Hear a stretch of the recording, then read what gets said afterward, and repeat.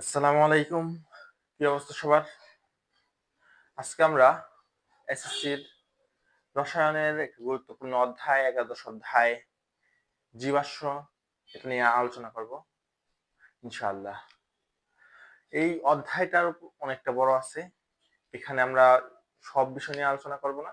এখানে শুধুমাত্র একটা যৌগ থেকে আরেকটা যৌগ কিভাবে তৈরি করা যায়, মানে যৌগর রূপান্তর, সেটা আমরা দেখব ইনশাআল্লাহ।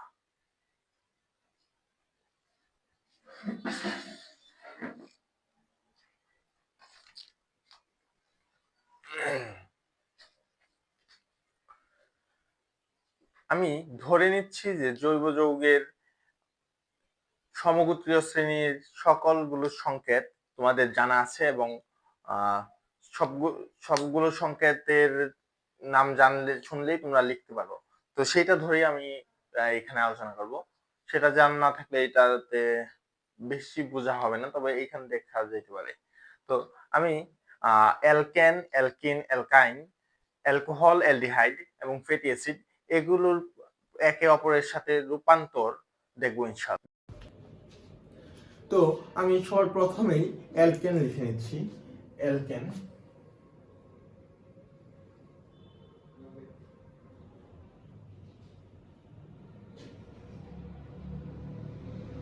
নিচে লিখে নিচ্ছি অ্যালকিন,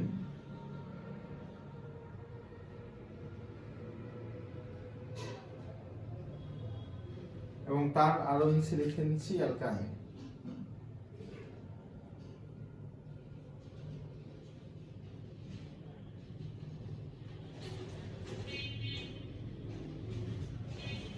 এখন আমরা এই প্রত্যেকের রূপান্তরের জন্য প্রথমে অ্যালকেন এবং অ্যালকিনের মাঝে রূপান্তর দেখতেছি। এই সাথে অ্যালকাইনও হয়ে যাচ্ছে এখানে, এইটা এবং এইটা, এবং এইখান থেকে এইখানে, মানে অ্যালকিন থেকে অ্যালকেন, অ্যালকাইন থেকে অ্যালকেন, এগুলোর পরস্পর রূপান্তরের ক্ষেত্রে আমরা হাইড্রোজেন যোগ করতে হয়। আমরা যদি মৌল যৌগগুলো দেখি, একটা করে উদাহরণ দেখি। 2 কার্বন বিশিষ্ট অ্যালকেন হচ্ছে CH3 বন্ড CH3, এবং 2 কার্বন বিশিষ্ট অ্যালকিন হচ্ছে CH2 ডাবল বন্ড CH2, এবং অ্যালকাইন হচ্ছে CH ট্রিপল বন্ড CH। এইখানে দেখা যাচ্ছে যে অ্যালকাইন থেকে অ্যালকিন 2টা হাইড্রোজেন কম আছে এখানে, তো এখানে 2টা হাইড্রোজেন যোগ করতে হবে, তাহলে অ্যালকিন হবে। তো হাইড্রোজেন এখানে আমরা দিয়ে দিচ্ছি, হাইড্রোজেন কি 2 হাইড্রোজেন দিব না, 2 হাইড্রোজেন তো দেওয়া যায় না, এখানে H2 দিতে হয়। সব সময় H2 থাকে যদি একা থাকে হাইড্রোজেন। তো এখানে আমরা শুধু হাইড্রোজেন যোগ করা যায় না, এখানে আমাদের কিছু প্রভাবক লাগে। প্রভাবক এই তিনটার ক্ষেত্রেই তিনটা বিক্রিয়া যে আছে, তিনটার ক্ষেত্রেই নিকেল প্রভাবক দিতে হয় এবং 180 থেকে 200 ডিগ্রি সেলসিয়াস তাপমাত্রা দিতে হয়। তাহলে আমরা এখানে নিকেল প্রভাবক দিয়ে দিচ্ছি, নিকেল প্রভাবক, এবং 180 থেকে 200 ডিগ্রি সেলসিয়াস। এইখানে নিকেল প্রভাবক 180 থেকে 200 ডিগ্রি সেলসিয়াস, এখানে নিকেল প্রভাবক 180 থেকে 200 ডিগ্রি সেলসিয়াস।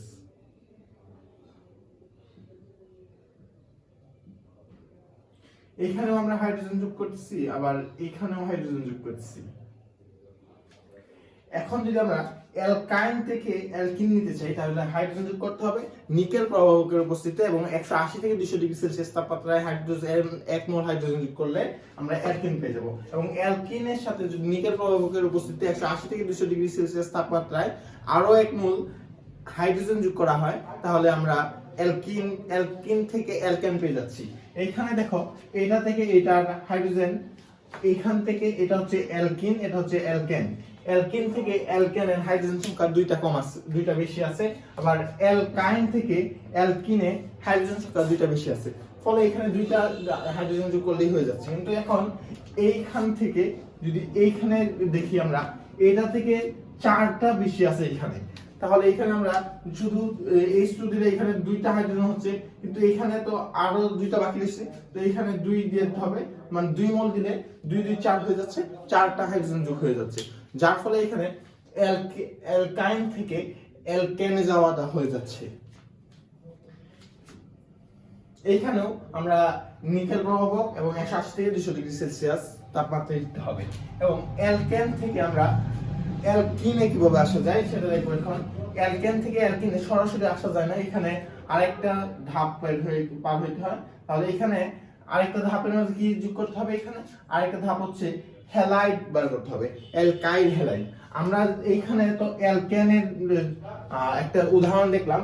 অ্যালকেন হচ্ছে অ্যালকেন থেকে একটা হাইড্রোজেন, এখান থেকে যদি 3 আছে এখানে যদি 2 দেওয়া যায় তাহলে একটা হাইড্রোজেন কমে যাবে, এইটাই হচ্ছে অ্যালকাইল। মানে হচ্ছে অ্যালকাইল হচ্ছে CH3 CH2 এবং একটা হাত কার্বনের বাকি আছে, এইটাই হচ্ছে অ্যালকাইল গ্রুপ, অ্যালকাইল মূলক। এইটাকে আমরা R দ্বারা প্রকাশ করা যায়, R দ্বারা প্রকাশ করা হয়। আবার 17 নম্বর গ্রুপ যে আছে তোমাদের জানা, সেটাকে হ্যালোজেন গ্রুপ বলা হয়। সেই হ্যালোজেন গ্রুপটাকে আবার X দ্বারা বোঝানো যায়, X হচ্ছে 17 নম্বর গ্রুপ। কোথাকার 17 নম্বর গ্রুপ? অবশ্যই পর্যায় সারণী, এটা তো জানা আছেই। তো এখানে যদি আমরা X যোগ করা যায় প্লাস X, তাহলে আমরা এখানে অ্যালকাইল হ্যালাইড পাবো। অ্যালকাইল মানে কি? আর থেকে এবং একটা বন্ড থাকবে, এখানে কি হবে, এখানে হচ্ছে X যোগ হয়ে যাচ্ছে, এইটা হচ্ছে এখানে, এখান থেকে আর X হয়ে যাচ্ছে। এখন এই অ্যালকাইল হ্যালাইড থেকে আমরা অ্যালকিন, অ্যালকাইন এবং আরো একটা যৌগ পাইতে পারি, সেটা হচ্ছে অ্যালকোহল।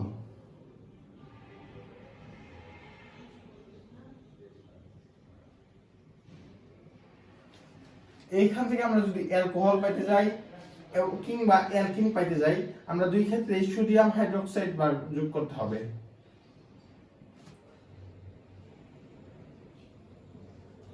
এই ক্ষেত্রে আমরা যদি অ্যালকাইল হ্যালাইড থেকে যদি অ্যালকোহল যেতে চাই তাহলে আমাদের এখানে অ্যাকিউয়াস দ্রবণ দিতে হবে বা জলীয় দ্রবণ দিতে হবে। কিন্তু আমরা যদি অ্যালকাইল হ্যালাইড থেকে অ্যালকিনে যেতে চাই তাহলে এখানে আমরা অ্যালকোহলিক দ্রবণ দিতে হবে, মানে এখানে লিখতে হবে ALC। এখন আমরা অ্যালকাইল হ্যালাইড থেকে অ্যালকোহল কিংবা অ্যালকিন দেখলাম, কিন্তু অ্যালকাইন দেখলাম না। এখান থেকে যদি আমরা এই অ্যালকিনে যেতে চাই, এখানে যোগ করতে হবে হচ্ছে পটাশিয়াম হাইড্রোক্সাইড, পটাশিয়াম হাইড্রোক্সাইডের অ্যালকোহলিক দ্রবণ, তাহলে আমরা অ্যালকাইনে যেতে পারবো। এখন আমরা যদি অ্যালকোহলের একটা সংকেত দেখি তাহলে আমাদের বুঝতে আরেকটু সুবিধা হতে পারে। এখানে হচ্ছে CH3 CH2OH, এখানে দেখা যাচ্ছে একটা হাইড্রোজেন এখানে বেশি আছে, এই আমরা এই বাকি দুইটা বাদ দিচ্ছি, এটা বাদ এবং এইটা বাদ, এইটা এবং এইটা, এই দুইটার মাঝে আমরা লক্ষ্য করতেছি যে এই পুরো যৌগের মাঝে এইখানে দেখো দুইটা আছে আর এখানে তিনটা, মানে এখানে একটা হাইড্রোজেন বেশি আছে, এইখানে দুইটা, এখানে দুইটা, আর কার্বন সব একই আছে, কিন্তু এখানে OH মূলকটা, এই যে OH মূলকটা বেশি আছে। তাহলে এই দুইটা H এবং OH মিলে হইতেছে কি পানি, H2O। তাহলে যদি আমরা এটা কি, এটা হচ্ছে অ্যালকোহল, এটা হচ্ছে অ্যালকোহল। অ্যালকোহল থেকে যদি আমরা পানি সরিয়ে নেই তাহলে আমাদের অ্যালকিন চলে আসতেছে। এটা থেকে যদি আমরা পানি সরিয়ে নেই তাহলে এটাই চলে আসতেছে। তাহলে পানি সরিয়ে নিতে হবে এখান থেকে, অ্যালকোহল থেকে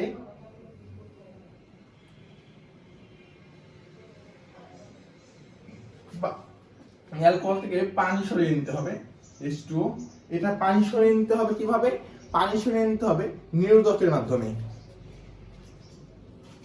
পানি সরিয়ে নিতে হবে নিরোধকের মাধ্যমে। নিরোধক হচ্ছে যে পানি শোষণকারী, এটা পানি, নিরোধক হচ্ছে পানি শোষণকারী। এটার মূল সংকেত কি? এটার সংকেত হচ্ছে সালফিউরিক অ্যাসিড H2SO4।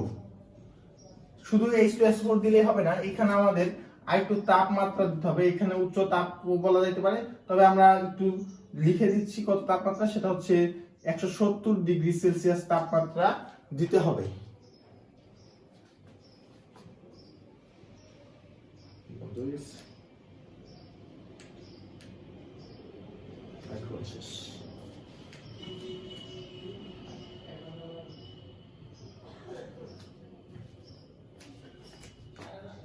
এখন আমরা এখানে অ্যালকোহল থেকে অ্যালকিন নিতে পারছি। এখন যদি আমরা এই অ্যালকিনের সাথে আবার পানি যোগ করি তাহলে অ্যালকোহল হয়ে যাচ্ছে। তো এটা আমরা করতে পারবো। এটা কিভাবে করব? এখান থেকে আমরা নিচ্ছি অ্যালকিন থেকে অ্যালকোহলে, অ্যালকিনের সাথে যদি পানি যোগ করাই তাহলে অ্যালকোহল হয়ে যাইতেছে। এখান থেকে দেখতে পাচ্ছি, আমরা বুঝতে পারছি, অনুভব করতে পারছি। তাহলে এখানে পানি যোজন করব প্লাস H2O। এখানে পানি যোগ করতে হবে কিভাবে? এখানে ফসফরিক অ্যাসিড দ্বারা পানি যোগ করতে হবে। ফসফরিক অ্যাসিডের সংকেত হচ্ছে H3PO4। এখানে শুধু ফসফরিক অ্যাসিডের উপস্থিতিতে পানি যোগ করলেই হবে না, এখানে আরো কিছু দিতে হবে। সেটা হচ্ছে তাপমাত্রা লাগবে এবং চাপ লাগবে। এটা তোমরা বলতে পারো উচ্চ তাপ এবং চাপে। যদি মনটা না থাকে, তাহলে যদি মনে থাকে এটা লিখতে পারো যে 300 ডিগ্রি সেলসিয়াস তাপমাত্রা, 300 ডিগ্রি সেলসিয়াস, 300 ডিগ্রি সেলসিয়াস তাপমাত্রা এবং 60 atm চাপ দিলে আমরা অ্যালকোহল পেয়ে যাচ্ছি। এখন আমরা এইগুলোর সবগুলোর পরিবর্তন দেখে ফেললাম। এখান থেকে আমরা যদি অ্যালকোহল থেকে আমরা কোথায় যাব? অ্যালকোহল থেকে যাব আমরা অ্যালডিহাইডে, অ্যালডিহাইড।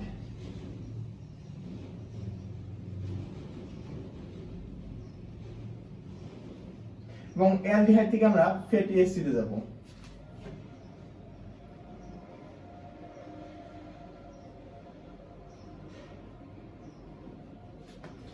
অ্যালকোহল থেকে অ্যালডিহাইডে যাওয়ার জন্য আমরা একটা উপায় করা যাইতে পারে, একটা উপায় যাইতে হবে, এছাড়া আর কোনো উপায় নেই। এইখান থেকে আমরা অ্যালকোহল থেকে ফ্যাটি অ্যাসিডে যাইতে হইলে আমরা জারণ করতে হবে। জারণ মানে হচ্ছে এখানে জায়মান অক্সিজেন দিতে হবে। জায়মান অক্সিজেনটাকে থার্ড ব্র্যাকেটের ভিতরে লিখতে হবে ও এইখানেও আমরা একই ভাবে যেতে হবে। তাহলে এখানে কি করব? আমরা জায়মান অক্সিজেন দিয়ে দিব। এবং এখানে জার্মান অক্সিজেনটা আসবে কিভাবে? আসতে হবে হচ্ছে পটাশিয়াম, আসতে হলে আমাদের এখানে দিতে হবে পটাশিয়াম ক্রোমেট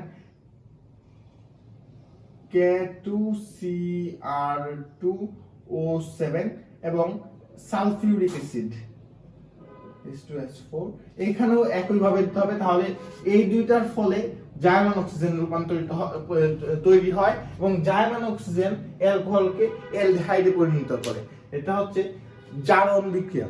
এবং একই ভাবে জারণ বিক্রিয়া করে আমরা এখানে অ্যালডিহাইড থেকে ফ্যাটি অ্যাসিডে যেতে পারি। এখানে দিতে হবে K2Cr2O7 প্লাস H2SO4।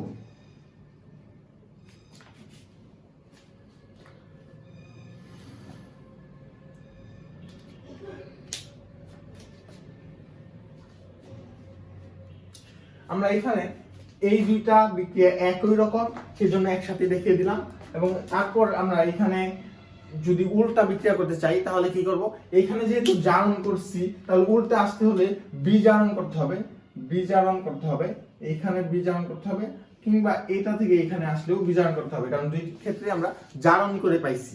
তাহলে বিজারণ মানে কি? বিজারণ হচ্ছে অক্সিজেন সরানো বা হাইড্রোজেন যোগ করা, বা এখানে লিখতে পারবো হচ্ছে হাইড্রোজেন, এখানেও লিখতে পারবো হচ্ছে হাইড্রোজেন, কারণ দুইটা একই রকম বিক্রিয়া। এখানে আমরা হাইড্রোজেন যোজনটা কিভাবে করব? এটা হচ্ছে lithium aluminium hydrate, LiA, lithium aluminium hydrate H4, lithium aluminium hydrate. এটা দিলে আমরা অ্যালকোহল থেকে অ্যালডিহাইড পাবো এবং অ্যালডিহাইড থেকে ফ্যাটি অ্যাসিডও পাবো একই ভাবে। সেই জন্য আমরা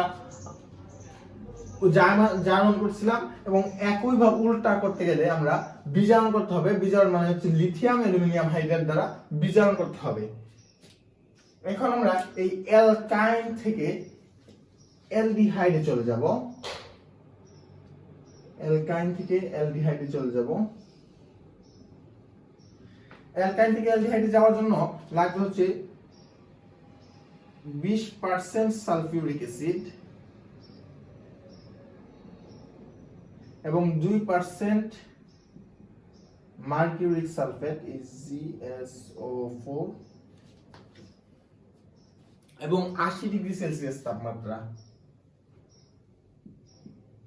এইখানে 80°C তাপমাত্রা তোমাদের বইয়ে উল্লেখ নেই, এই 300° এবং 60 ATM চাপটা তোমাদের বইয়ে উল্লেখ নেই। তোমরা যদি চাও এখানে উচ্চ তাপ সব এই দুইটা ক্ষেত্রে উচ্চ তাপ উল্লেখ করতে পারো। উচ্চ তাপ দিয়ে তোমরা অ্যালকাইন থেকে অ্যালডিহাইডে যাচ্ছ কিংবা অ্যালকিন থেকে অ্যালকোহলে যাচ্ছ উচ্চ তাপ দিয়ে, এটা বলতে পারো। উচ্চ তাপ এই ক্ষেত্রে অ্যালকিন থেকে অ্যালকোহলে যাওয়ার সময় উচ্চ তাপ ও চাপ, এবং অ্যালকাইন থেকে অ্যালডিহাইডে যাওয়ার সময় উচ্চ তাপ দিচ্ছ, সেটা বললেও চলবে, সমস্যা হবে না। এখন আমরা প্রায় সবগুলো হয়েছে। এইখানে যদি আমরা ফ্যাটি অ্যাসিড থেকে অ্যালকেনে যাওয়ার কথা বলে, তাহলে কি আমরা এতগুলো ধাপ পার হব? এইখানে অ্যালডিহাইড, অ্যালকোহল, অ্যালকিন, তারপরে অ্যালকেন যাব, এত ধাপ পার হওয়ার থেকে আমরা যদি আরেকটু ছোট ধাপ করতে পারি তাহলে সেটা ভালো হবে মনে হয়। সেই জন্য আমরা এইগুলো মুছে ফেলতেছি, এগুলো আমরা মুছে ফেলতেছি। এখন আমরা এখানে ফ্যাটি অ্যাসিড থেকে অ্যালকেনে যাওয়ার একটা রাস্তা দেখবো। এখানে তোমাদের বইয়ে একটাই আছে, সেটা হচ্ছে ফ্যাটি অ্যাসিডের সাথে সোডিয়াম হাইড্রোক্সাইড যোগ করলে NaOH যোগ করলে হবে ফ্যাটি অ্যাসিডে সোডিয়াম লবণ। এটাকে লিখতে পারবে হচ্ছে এইভাবে RCOONA। এটা হচ্ছে ফ্যাটি অ্যাসিডে সোডিয়াম লবণ। এইটা থেকে অ্যালকেনে আসতে হইলে, এইখান থেকে অ্যালকেনে আসতে হইলে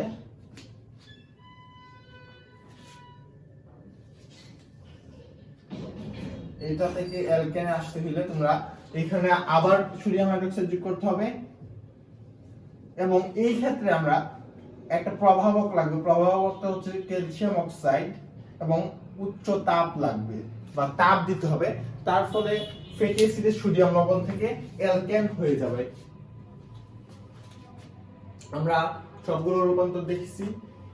অ্যালকেন আসছে হচ্ছে তিন ভাবে, অ্যালকেন আসছে তিন ভাবে, অ্যালকিন আসছে তিন ভাবে, অ্যালকাইন আসছে হচ্ছে এক ভাবে, ঠিক আছে। এটা আছে এক ভাবে, এইখানে তীর চিহ্ন এদিকে হবে না, এটা হচ্ছে এই দিক থেকে এইখানে, এটা হচ্ছে এইখানে এইভাবে, এইখানে এটা আসছে তিন ভাবে, এটা আসছে দুই ভাবে, ঠিক আছে। ঠিক আছে, একভাবেই এটা, হ্যাঁ এটা হয়ে গেছে। তো এইগুলোর পরিবর্তন এইভাবে একদম সহজে মনে রাখতে পারো। এটা যদি তোমরা মাথায় চিন্তা করলেই পারবা, আমিও এভাবেই রাখছি মনে, এভাবে অনেক সহজে মনে রাখা যায়।